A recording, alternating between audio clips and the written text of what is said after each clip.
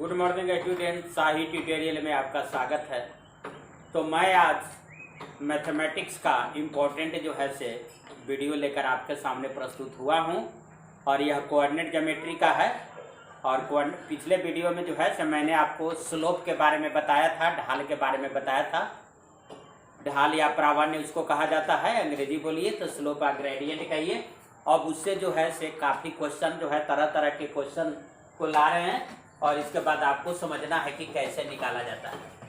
जैसे देखिए, एक सरल रेखा दोनों अक्षों पर समान अंतःखंड काटती है, तो उस सरल रेखा की ढाल आपको बताना है। तो देखिए, मान लिया कि यह जो है से आपका क्या है, वाई अक्ष है, आई एक्स अक्ष है, आई आपका वाई अक्ष है। तो यह सरल रेखा जो है से दोनों पर समान अंतःखंड काटती है। यानी कहने का मतलब है कि ये अंतःखंड काटती है तो ये भी आपका ये है। तो इस सरल रेखा की ढाल क्या होगा? तो देखिए, जब समान अंतःखंड काटती है तो ये तो आपका 90 डिग्री है। तो जब यह 90 डिग्री बन गया और इसके बाद यह ये दोनों जो है से ये है, ये भी ये है, मैंने समान अंतःखंड काट रही है, तो क्लियर है कि दोनों कोण बराबर होगा। तो ये आपका कै डिग्री आएगा? तो ये आपका 45 डिग्री आ जाएगा, 45 डिग्री आएगा। और ये भी जो है से आपका कै डिग्री हो जाएगा? तो ये भी आपको 45 डिग्री हो जाएगा, क्योंकि 45 45 90 आई 90 खुद है, तो 180 डिग्री का कोण हो जाएगा। तो किसी सरल रेखा, तो यह जो है से कोई अगर आप समझ रहे होंगे कि m बराबर tan 45 हम कर देंगे, क्योंकि एक अक्ष के साथ 45 डिग्री का कोण बना रहा है। तो यह जो है से m बराबर ढाल निकालने के लिए हम बताए थे कि कोई सरल रेखा एक अक्ष की धनात्मक दिशा के साथ अगर थीटा कोण बनाता है तो tan थीटा को उस सरल रेखा की ढाल या प्रावण्य कहा जाता है। तो देखिए, यहाँ पर हमने क्वेश्चन में जिक्र किया है कि एक सरल रेखा जो है से दोनों अक्षों पर बराबर अंतःखंड काटती है, तो उस सरल रेखा की ढाल आपको बताना है। तो मान लिया कि जब बराबर अंतःखंड काटेगी तो ये अगर ये काट रही है तो ये भी ये, तो क्लियर है कि यह समद्विबाहु त्रिभुज हो गया, आइसोसेलेस ट्रायंगल हो गया। और इसका बात जो है से क्या है, इसका नियम है कि इसका बेस एंगल समान होता है, माने आधार पर के कोण समान होता है।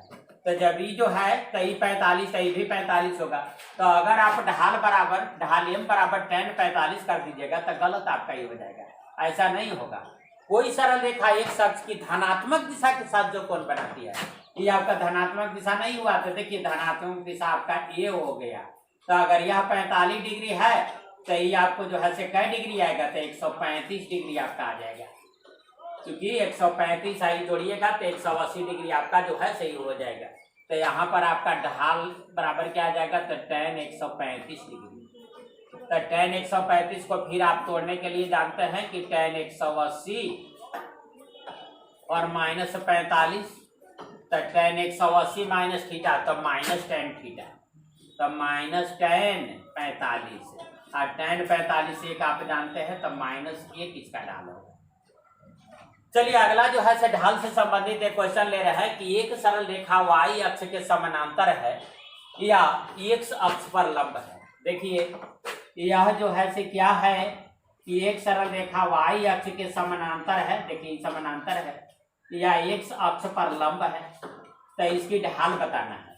तो इसका ढाल तो आप आराम से बता दीजिएगा। ढाल का परिभाषा ही कहता है कि कोई सरल रेखा एक अक्ष के धनात्मक दिशा के साथ जो कोण बनाती है उसका tan ले लेना है। तो बताइए, m बराबर क्या ले लीजिएगा? तो एक अक्ष की धनात्मक दिशा के साथ यही कोण बना रहा है, तो आपको हो जाएगा क्या? tan 90 degree. तो tan 90 डिग्री बराबर आपको क्या हो गया? अनडिफाइंड हो गया, यही अपरिभाषित हो गया, यही आपका ढाल है। तो एक अक्ष पर लंब या y अक्ष के समानांतर हो गया। तो यही जो है से आपको। अब देखिए, अगला क्वेश्चन, तीसरा क्वेश्चन है कि एक सरल रेखा एक अक्ष के समानांतर या y अक्ष पर लंब है। देखिए, मान लिया कि यह जो है से आपका y अक्ष है और यह जो है से आपका क्या है? x अक्ष है। तो एक सरल रेखा जो है से x अक्ष के क्या है? x अक्ष के समानांतर। देखिए, तो अब हम बताने जा रहे हैं, तीसरा क्वेश्चन है कि एक सरल रेखा x अक्ष के समानांतर या y अक्ष पर लंब है। एक सरल रेखा है जो x अक्ष के समानांतर है या y अक्ष पर लंब है, तो उस सरल रेखा की ढाल आपको बताना है। तो देखिए, एक अक्ष के समानांतर है तो x अक्ष के समानांतर है तो ऐसे खिंचाएगा आपका। तो बताइए जब x अक्ष के समानांतर है इसका मतलब कि y अक्ष पर लंब आ गया। तो यह जो है सही से सरल रेखा की ढाल m बराबर क्या लिखाएगा, tan और थीटा। तो थीटा का मतलब है कि कोई सरल रेखा x अक्ष के साथ जो कोण बनाती है वह थीटा होता है, धनात्मक दिशा के साथ जो कोण बनाती है। तो देखिए x अक्ष के साथ जो है से कितना का कोण बन रहा है, तो x अक्ष के साथ जो है से आपका कोण कितना का बन रहा है, तो 0 डिग्री का कोण बन रहा है, तो tan 0 डिग्री। तो इसलिए क्या आ जाएगा, 0 जो है से इसकी ढाल हो जाएगा, क्योंकि यह जो है से x अक्ष के समानांतर है। एक सरल रेखा y अक्ष के साथ 3 डिग्री का कोण बनाती है तो उसकी ढाल बताना है। तो देखिए यह y अक्ष है, x अक्ष है, यह एक सरल रेखा है। तो यह एक सरल रेखा है तो देखिए y अक्ष के साथ 30 डिग्री का कोण बनाती है। तो यह जो है से 30 डिग्री का आपका कोण है। तो जब यह 30 डिग्री का कोण है और यह आपका 90 डिग्री आ गया तो क्लियर है कि 60 डिग्री का कोण है, 60 डिग्री का कोण। तो 60 डिग्री का कोण है तो अगर मान लिया कि m बराबर अगर हम निकालते हैं तो m बराबर अगर tan 60 लिख दीजिएगा कि m बराबर tan 60 डिग्री, तो आपका गलत हो जाएगा। यह जो है से आपको क्या देखना है, धनात्मक दिशा के साथ जो कोण बनाती है। तो ये 60 डिग्री है तो यह जो है से आपका क्या आ जाएगा, यह 120 डिग्री आ जाएगा ये कोण। तो tan जो है से 120 डिग्री आपका हो जाएगा, tan 120 डिग्री। तो tan 120 डिग्री अगर मान लिया कि लीजिएगा तो इसको हम कैसे निकाल सकते हैं, तो tan 180 और -60, तो tan 180 -60 आ जाएगा तो -tan 60, -tan 60। अब -tan 60 का मतलब क्या आ जाएगा, तो tan 60 का मतलब √3, तो -√3 जो है सही है, आंसर आपका हो जाएगा। देखिए एक हम क्वेश्चन बता रहे हैं क्या कि दो सरल रेखाओं के बीच का कोण, angle between two straight line. देखिए एक L1 रेखा है, एक L2 रेखा है। तो मान लिया कि दोनों रेखाओं के बीच का कोण जो है से थीटा है। L1 सरल रेखा जो है से एक अक्ष की धनात्मक दिशा के साथ θ1 कोण बनाती है। L2 सरल रेखा जो है से एक अक्ष की धनात्मक दिशा के साथ θ2 कोण बनाती है। तो बताइए L1 सरल रेखा के लिए जो है L1 जो है, तो L1 सरल रेखा के लिए ढाल m बराबर क्या आ जाएगा, tan θ1 आ जाएगा। L2 सरल रेखा के लिए जो ढाल आएगा m1 कह दीजिए, इसको m2 बराबर आ जाएगा क्या, tan θ2 आ जाएगा। तो अगर दोनों सरल रेखा के बीच का कोण अगर थीटा है, दोनों एक दूसरे को थीटा कोण पर काटते हैं, तो देखिए ऐसे हो जाएगा tan θ बराबर m1 - m2 अब बटा 1 प्लस m1 इंटू m2, और इसका क्या ले लीजिएगा, मॉड वैल्यू ले लीजिएगा। फिर इसमें जो है से दो केस हम बता रहे हैं जिसको आपको ध्यान देना है। यदि m1 बराबर m2, अगर m1 और m2 दोनों बराबर आ जाए,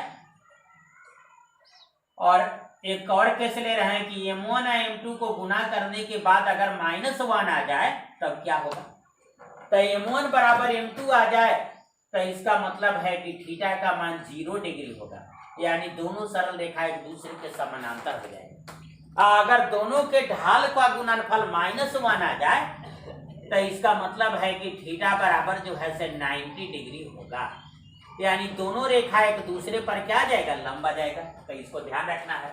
देखिए एक क्वेश्चन है कि एक सरल रेखा 3x + 4y बराबर 7 के समानांतर है। तो कह रहा है कि तो उस सरल रेखा की ढाल बताना है। तो उस सरल रेखा की ढाल, तो देखिए अगर रेखा समानांतर है तो उसकी ढाल बराबर होता है। तो बताइए उस सरल रेखा के ढाल जो है से बताइएगा। तो उस सरल रेखा के ढाल m बराबर आ जाएगा क्या, जो इस रेखा की ढाल है वही उस रेखा की ढाल हो जाएगा। तो m बराबर क्या आ जाएगा, तो -3/4 -x का कोफिशिएंट बाई y का कोफिशिएंट।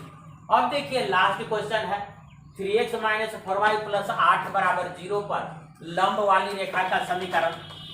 तो देखिए अगर इसकी ढाल हम निकालेंगे तो m1 अगर कहें तो m1 बराबर क्या आ जाएगा, तो -3 बटे -4 आ जाएगा।